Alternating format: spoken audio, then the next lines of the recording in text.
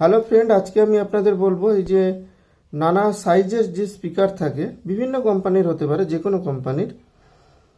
তো সেই স্পিকারে নেগেটিভ পজিটিভ মার্কিং করা থাকে, কোনটা প্লাস কোনটা মাইনাস সেটা মার্কিং করা থাকে। এইখানে যেরকম প্রতিটা স্পিকারে আমি আপনাদের দেখাচ্ছি, দেখুন এখানে কোনো কিছু মার্কিং কিন্তু করা নেই, দেখতে পাচ্ছেন এখানে কিন্তু মার্কিং করা নেই, কিন্তু তার পরিবর্তে ওপরে এই যে দেখুন প্লাস আর মাইনাস করা আছে, এখানে প্লাস এখানে মাইনাস। ঠিক একইভাবে এটাও দেখুন, এই উপরে এখানে প্লাস এখানে মাইনাস এখানে লেখা আছে। অ্যাম্পলিফায়ারে যে প্লাস মাইনাস আছে, তো সেখানে যদি আমি উল্টো কানেক্ট করি, মানে প্লাসের জায়গায় মাইনাস, মাইনাস জায়গায় প্লাস, সেক্ষেত্রে কিন্তু এই স্পিকারে কোনো এফেক্ট পড়বে না, বা সাউন্ডের উপর কোনো কিন্তু এফেক্ট পড়বে না। কিন্তু যদি একটা থেকে দুটো স্পিকার তখন ইউজ করি, তখন কিন্তু আমার পোলারিটি ঠিকঠাক করে কানেক্ট করতে হবে, প্লাস মাইনাসটা ঠিকঠাক করতে হবে, না হলে কিন্তু আপনি সাউন্ড কোয়ালিটি ঠিকঠাক পাবেন না। আমরা পোলারিটি কিভাবে টেস্ট করব, যে কোনটা প্লাস কোনটা মাইনাস। এখানে দুটো তার আছে, এখান থেকে কানেকশন করা আছে। এইবার আমি একটা তার যে কোনো ব্যাটারির একটা প্রান্তে আমি কানেক্ট করি। এই ব্যাটারির প্লাস মাইনাস আমরা জানি, এদিকটা প্লাস এদিকটা মাইনাস। তো এখানে কানেক্ট করে দিলাম। এইবার দেখুন, যখনই আমি এটাকে কানেক্ট করছি, দেখুন স্পিকারটা বাইরের দিকে ঠেলছে, মানে উপর দিকে উঠে আসছে। তার মানে আমার এটা প্লাস মাইনাস ঠিকঠাক আছে। আপনি একটু সাইড করলে বুঝতে পারবেন।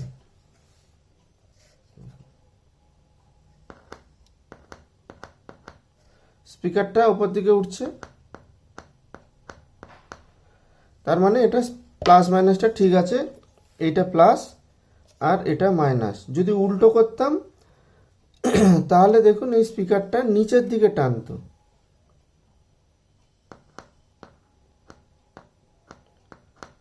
নিচের দিকে চলে যাচ্ছে। তো সেটা হচ্ছে মাইনাস, এটা প্লাস মাইনাস ঠিকঠাক করা আছে।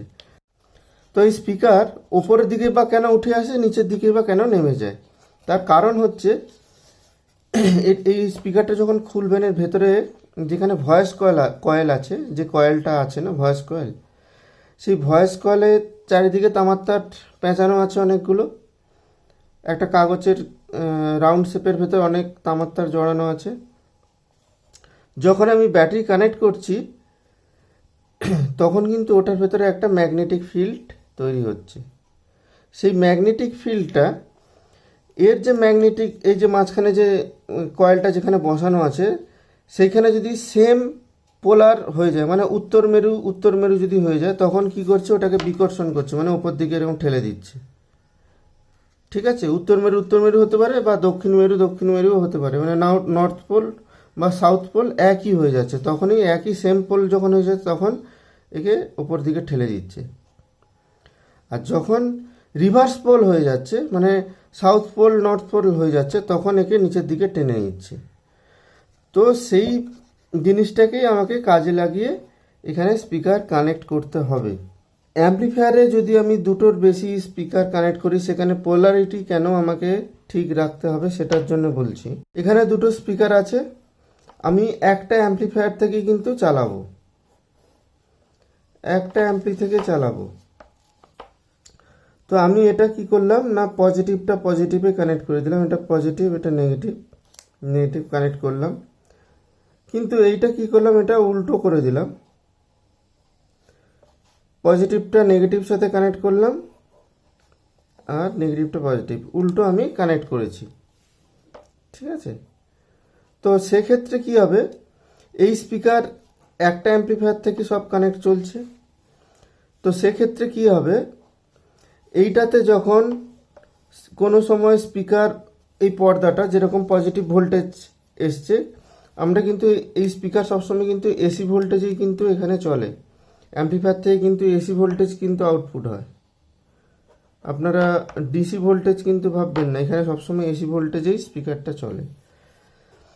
তো যখনই স্পিকারটা ওপর দিকে উঠছে, যেই পালসে স্পিকারটা উপর দিকে উঠছে,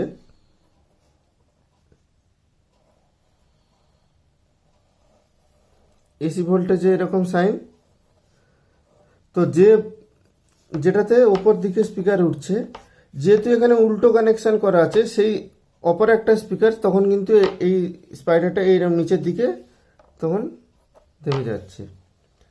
ঠিক আছে, সেক্ষেত্রে কি হবে, আপনি অ্যাম্পলিফায়ার থেকে ভালো অ্যাম্পলিফায়ার লাগালেও কিন্তু আপনি এখানে আউটপুট ভালো পাবেন না। তার কারণ হচ্ছে প্রতিটা স্পিকার যখন নিচের দিকে যাচ্ছে সে কিন্তু আবার আগের অবস্থায় ফিরে আসছে, নর্মাল অবস্থায়।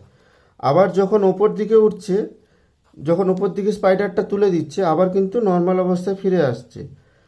তো সেই কারণে এটা থেকে, স্পিকার থেকে কিন্তু একটা ব্যাক ভোল্টেজ কিন্তু সৃষ্টি হয়। সেটা কি করে বুঝবেন ব্যাক ভোল্টেজ সৃষ্টি হয়, আপনাকে আমি দেখিয়ে দেবো। যে শুধু স্পিকার কিন্তু শুধু অ্যাম্পলিফায়ার কিন্তু ভোল্টেজ স্পিকারকে দিচ্ছে না, ঠিক একইভাবে স্পিকারও কিন্তু অ্যাম্পলিফায়ারকে ভোল্টেজ সামান্য হলেও দিচ্ছে।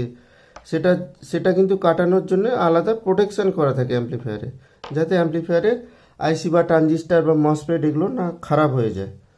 তো এই ছোটো ছোটো স্পিকারে কোনো কিছু অসুবিধা হবে না। যখন 12 ইঞ্চ 18 ইঞ্চ স্পিকার যখন আপনি ইউজ করবেন, সেই ক্ষেত্রে অবশ্যই আপনাকে অ্যাম্পলিফায়ারে প্রোটেকশান দিতে হবে, নাহলে স্পিকারের যে রিভার্স যে ভোল্টেজ আসবে, সেক্ষেত্রে কিন্তু এটাকে নষ্ট করে দেবে অ্যাম্পলিফায়ার। সেটাও আমি আপনাকে দেখাবো যে কতটা রিভার্স ভোল্টেজ আসে। তো এখানে যখনই আমি পোলারিটি সেম করে লাগাবো, মানে প্লাস মাইনাস ঠিকঠাক করে লাগাবো, তখন কিন্তু দুটো স্পিকারই যখন একটা পালস আসবে তখন দুটো স্পিকার ওপরে উঠবে, ওপরের দিকে ঠেলবে। আবার যখন নেগেটিভ পালস আসবে, দুটো স্পিকারই নেগেটিভের দিকে আসবে, মানে নিচের দিকে আসবে।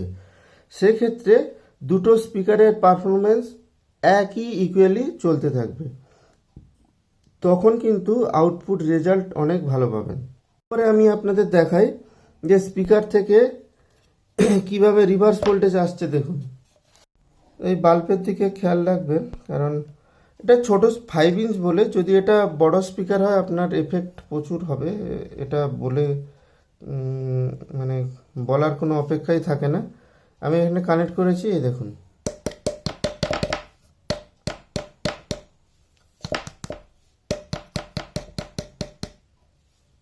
সামান্য টোকা দিতেই কিন্তু এটা জ্বলছে, এই দেখুন।